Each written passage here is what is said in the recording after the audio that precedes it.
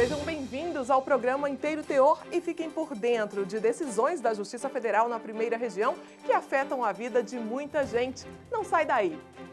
Estudante com transtorno de ansiedade e déficit de atenção garante na Justiça a ampliação do tempo para fazer prova do Enem. TRF da primeira região impede demolição de uma propriedade que, apesar de estar em terra pública, poderá ser beneficiada por projeto de regularização fundiária. E no quadro Inteiro Teor Notícias, vamos falar sobre concurso público, uso de documento falso e muito mais. Fique com a gente!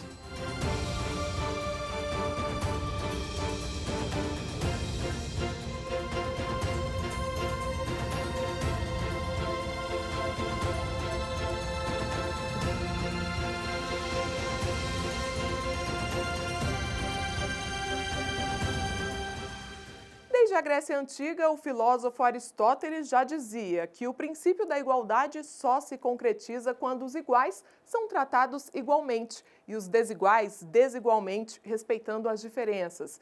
Esse mesmo princípio está na nossa Constituição Federal e foi aplicado no caso que você vai conhecer na nossa primeira reportagem.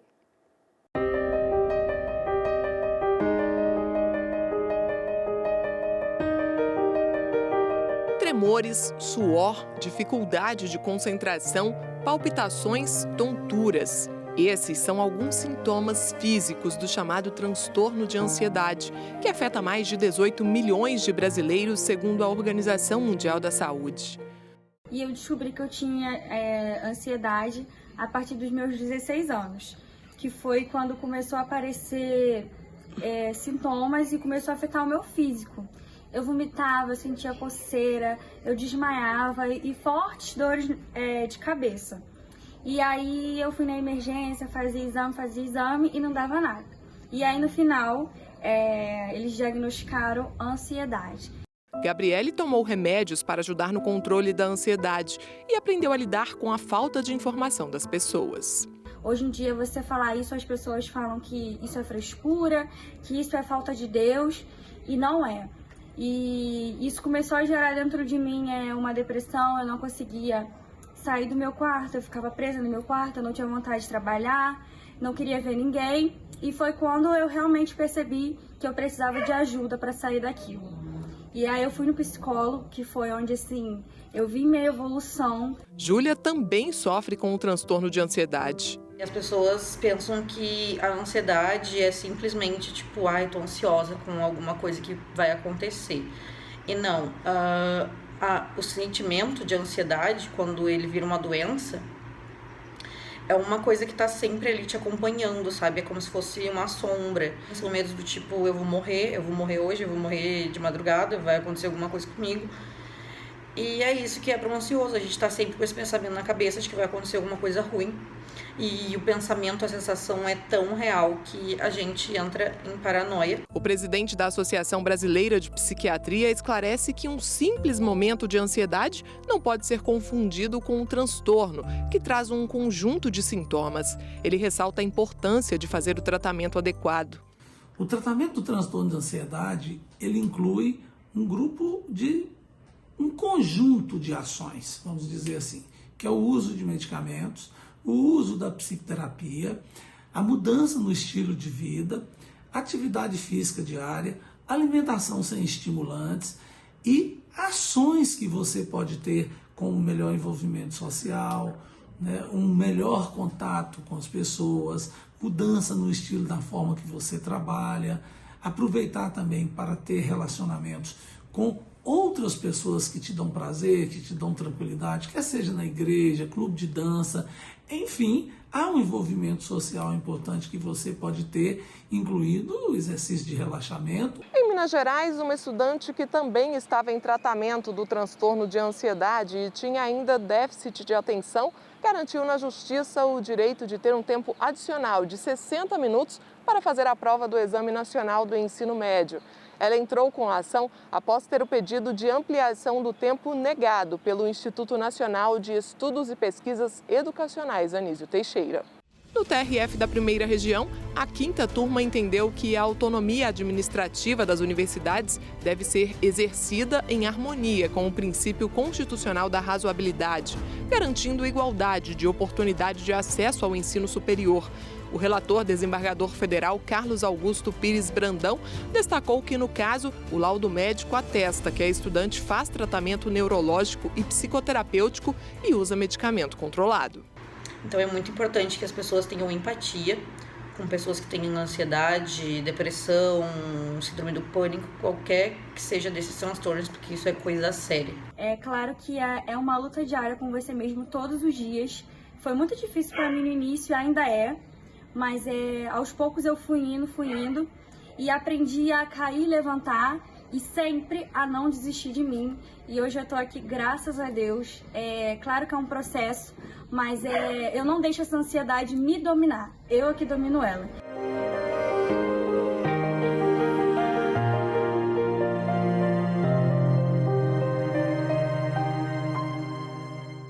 Decisões como essa estão no nosso portal. Acesse www.trf1.jus.br. E veja a seguir, TRF da Primeira Região impede demolição de uma propriedade que, apesar de estar em terra pública, poderá ser beneficiada por projeto de regularização fundiária. E no quadro Inteiro Teor Notícias, vamos falar sobre uso de documento falso, concurso público e muito mais. É já, aqui no Inteiro Teor.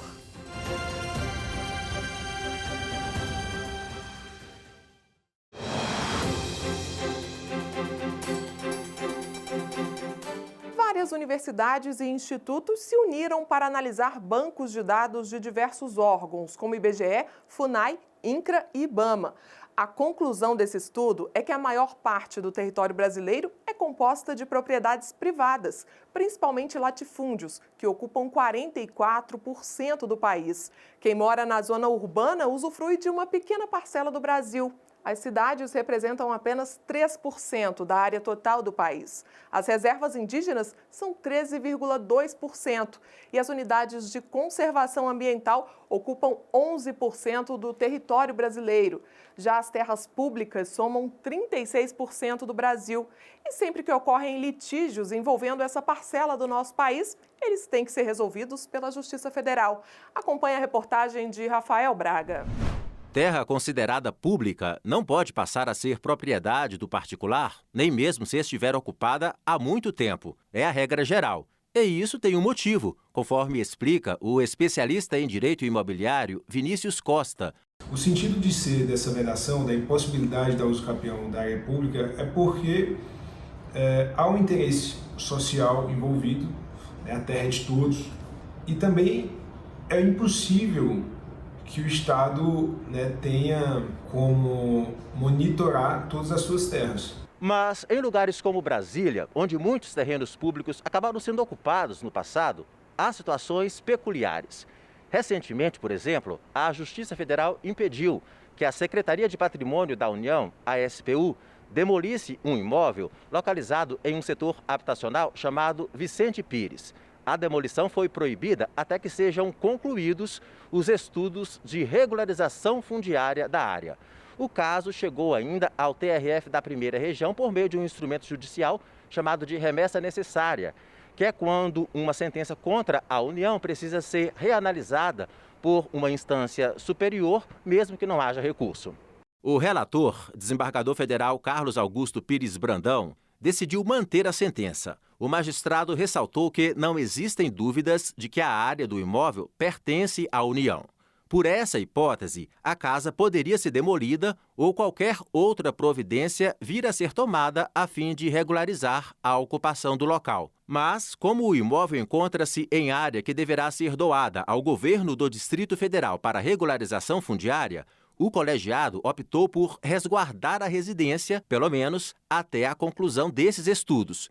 Uma decisão acertada na avaliação do especialista. De nada adianta que o sujeito tenha, por exemplo, aqui, né, a possibilidade de ter o seu imóvel regularizado, inclusive já existente esse processo de regularização, e aí vem a administração pública e promova a demolição da área. Significaria uma completa inocuidade, né, do próprio processo de regularização.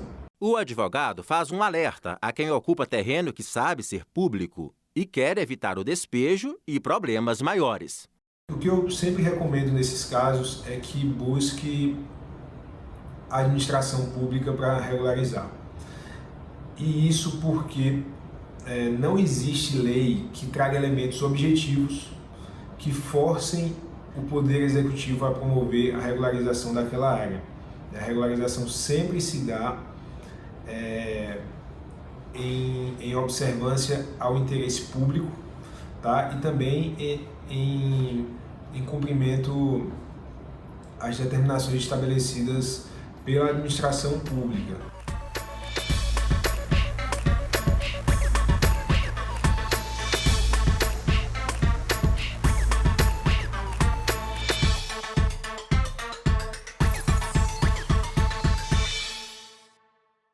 Como vimos na nossa primeira reportagem, questões envolvendo concursos públicos, como é o caso do Enem, chegam com frequência à Justiça Federal. Confira mais decisões sobre esse e outros temas no quadro Inteiro Teor Notícias.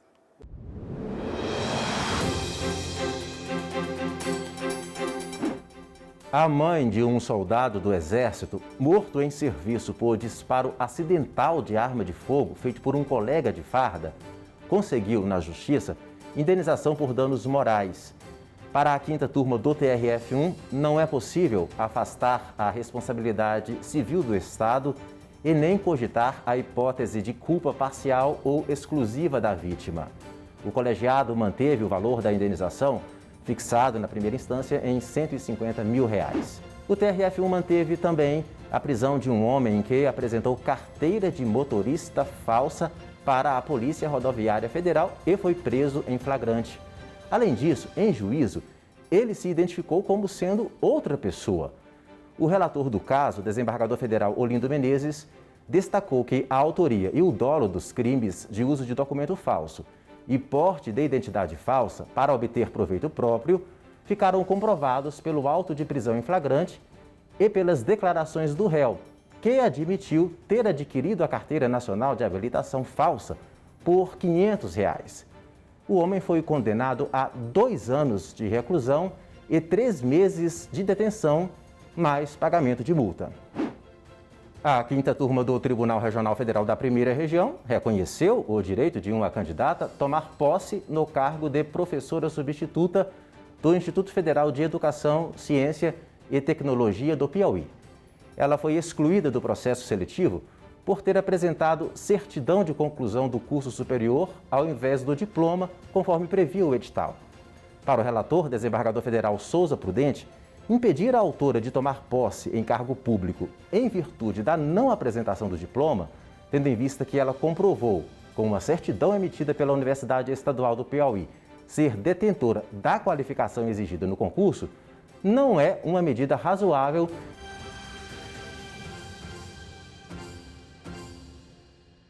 E antes de encerrar o programa, fica um convite. Não deixe de visitar o portal do TRF1 em nossas redes sociais. Estamos no Facebook, no YouTube e no Instagram. Até o próximo programa. Tchau!